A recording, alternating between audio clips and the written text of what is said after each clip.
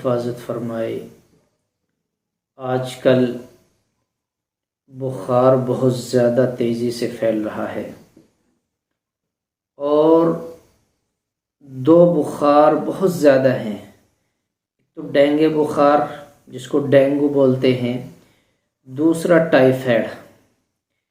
یہ دونوں بخار بہت شدت سے پھیل رہے ہیں، اور ان کی علامت یہ ہے کہ شروع میں بخار آنے سے پہلے سر درد کرتا ہے، گلے میں خراش محسوس ہوتی ہے، پورے شریر میں درد اور الٹی کی شکایت، پیروں میں ہڑکن۔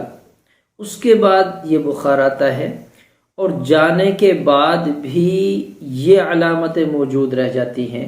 ہفتہ 10 دن 15 دن تک پیروں میں درد باقی رہتا ہے۔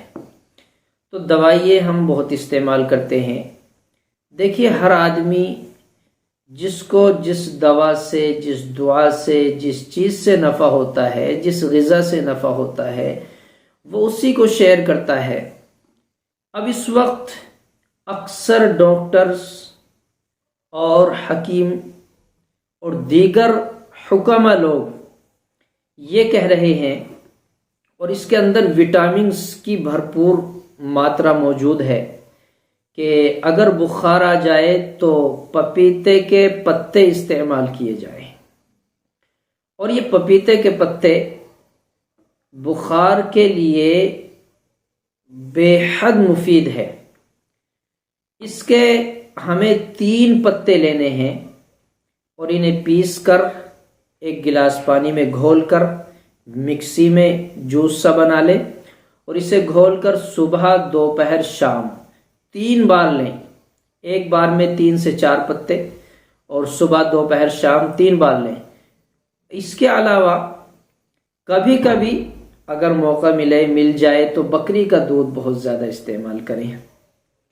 بعض ڈاکٹر یہ کہہ رہے ہیں کہ سیب کا جوس بھی اس کے لیے مفید ہے، آم کا جوس بھی۔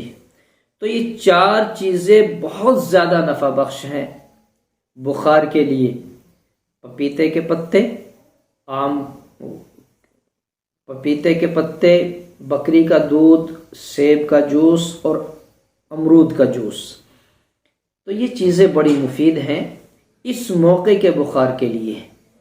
اس بخار سے ہماری پلیٹس کم ہو جاتی ہیں، ان کی بھرپائی کے لیے، ان کی پورتی کرنے کے لیے یہ چیزیں بڑی کارآمد ہیں۔ انہیں استعمال کریں گے تو انشاءاللہ ہم بیماری سے بھی محفوظ رہیں گے اور بچے رہیں گے۔ اور جنہیں اب تک بخار نہیں آیا وہ یہ چیزیں ضرور استعمال کر لیں، دن میں 1 مرتبہ کم از کم، تو انشاءاللہ بخار سے بچے رہیں گے۔